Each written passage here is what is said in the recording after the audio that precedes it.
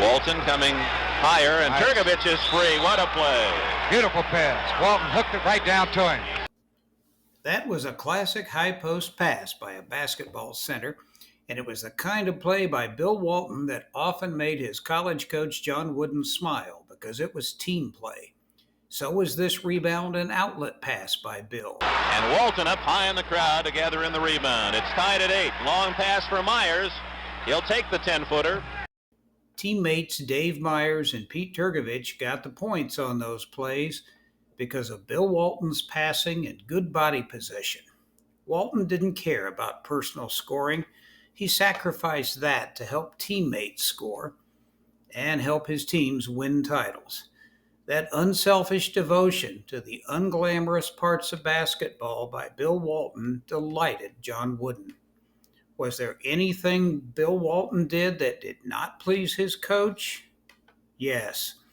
Bill lived his values, participating in nonviolent civil disobedience to protest the Vietnam War, for which he was arrested. Wooden didn't approve of that and didn't get Bill Walton's vegetarian diet and ties to the counterculture. Bill was a close friend and devotee of the Grateful Dead. But on the basketball court, Bill was a disciplinarian coach's dream.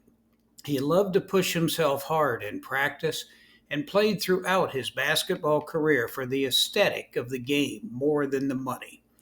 In the off seasons, Bill showed that he was a person of broad interests and passions, riding bicycles all day in parks or on multi-day trips through natural areas. He co-wrote a guidebook on his other favorite sport. Outdoors on wheels or while whipping the basketball around the court with savvy, Bill Walton appeared to live the dream life of ease and good cheer. That was not the whole story. Bill had suffered a bone deficiency and a stutter, both starting in childhood. He overcame the malformations in his feet to win 2 college basketball championships at UCLA and an NBA title with the Portland Trail Blazers, though constant stress fractures curbed his playing time, then cut short his career. He underwent about 40 orthopedic surgeries. After recovering from the speech impediment, Bill started doing network TV basketball game broadcasts in the 1990s, talking in an often loquacious and colorful manner, which he said was his way of making up for lost time. Partly because of his difficulty speaking, he had shunned media contact throughout his time at UCLA.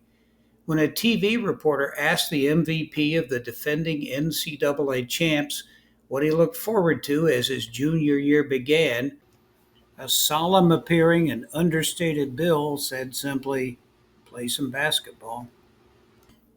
At the end of that season, as the nation's press approached Bill for comment after he had just scored 44 points to lead the Bruins to the second title of his college career, he replied only, "Excuse me, I want to go meet my friends. I'm splitting." Still, he gave one newspaper interview while at UCLA and showed how much more there was to Bill Walton than basketball. Speaking about racial injustice, he said, "The blacks have gotten a raw deal for a long time. A lot of my teammates are black, and I really admire the way they've risen above their raw deal. They're my friends, and I feel for them. I know I've gotten twice as much as I deserve because I'm white."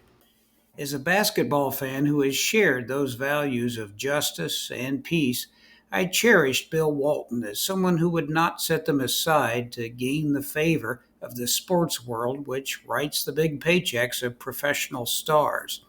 When I'd watch him play on TV, whether it was for the UCLA I actually rooted against or the Portland Trail Blazers who won my support, I always felt Bill Walton was a friend who could pop out of that TV set once the game is over and talk political issues with me and pop music with other family members who were more into that than I was. He really seemed like a lot of the friends our family had. Either way, Bill Walton was always the basketball star I saw as my kind of person, and I am stunned tonight to learn that we have lost him. It's like a sad generational benchmark, but I'm cheered by all his unique gifts and his courage.